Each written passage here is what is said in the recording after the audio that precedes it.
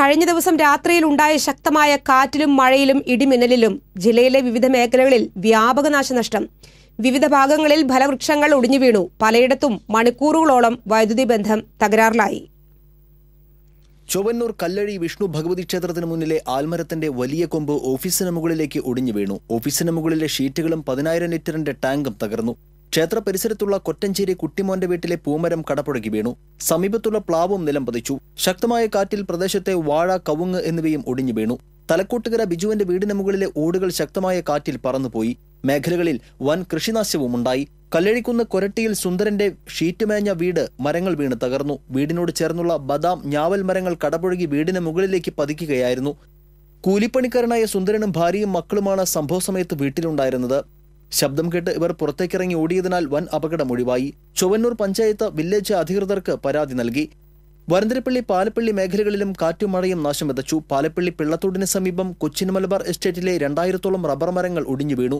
പുലിക്കണ്ണി നടാമ്പാടം റോഡിൽ മരങ്ങൾ വൈദ്യുതി ലൈനിലേക്ക് വീണ് നിരവധി ഇലക്ട്രിക് പോസ്റ്റുകളും ട്രാൻസ്ഫോർമറുകളും തകർന്നു. റോഡിലേക്ക് മരങ്ങളും ഇലക്ട്രിക് പോസ്റ്റുകളും വീണതുമൂലം പുലിക്കണ്ണി കള്ളായി റോഡിൽ ഗതാഗതം തടസ്സപ്പെട്ടു. വരന്തരപ്പള്ളി, കുന്നത്തുപാടം, ബേപ്പൂർ മേഖലകളിലും മരങ്ങൾ വീണ് വൈദ്യുതി ബന്ധം തകരാറിലായി. പാലപ്പള്ളി, നന്ദിപുലം, വരന്തരപ്പള്ളി മേഖലകളിലെ ഫീഡറുകളിൽ വൈദ്യുതി ബന്ധം പൂർണ്ണമായും നിലച്ചു. നിരവധി വാഴകളും കവുങ്ങുകളും ജാതിമരങ്ങളും കടപുഴകി വീണിട്ടുണ്ട്. ചേലക്കര പഞ്ചായത്തിലെ 8, 9, 10 വാർഡുകളിൽ ഉൾപ്പെട്ട പുലാക്കോട്, പങ്ങാരപ്പള്ളി, പനംകുറ്റി, അടക്കക്കോട്, ചൊവ്വാക്കാവ് എന്നിവിടങ്ങളിലുണ്ടായ കാറ്റിലും മഴയിലും നിരവധി വീടുകൾക്ക് കേടുപാടുകൾ സംഭവിക്കുകയും ഫലവൃക്ഷങ്ങൾ കടപുഴകുകയും ചെയ്തു. പാറയ്ക്കൽ പീടികയിൽ സീനത്ത്, കാജ ഹുസൈൻ, തോട്ടത്തിൽ സുലൈമാൻ, കുന്നത്ത് പീടികയിൽ സുലൈമാൻ എന്നിവരുടെ വീടുകൾക്കാണ് കേടുപാടുകൾ സംഭവിച്ചത്. കൂടാതെ ചേലക്കര കുട്ടാടൻ സ്വദേശിനിയായ ഓമന പീറ്ററിന്റെ പുരയിടത്തിലെ വൃക്ഷങ്ങളും കടപുഴകി വീണു. എളനാട്, പങ്ങാരപ്പള്ളി പ്രദേശത്ത് പാവൽ, പടവലം കൃഷികളും നശിച്ചു. നാശനഷ്ടങ്ങളുണ്ടായ പ്രദേശങ്ങളിൽ സ്ഥലം എംഎൽഎയും CPM ജില്ലാ സെക്രട്ടറിയുമായ K Radhakrishnan, Chelakkara panchayat president R Unnikrishnan, vice president Gayathri Jayan, panchayat അംഗങ്ങൾ തുടങ്ങിയവർ സന്ദർശിച്ചു.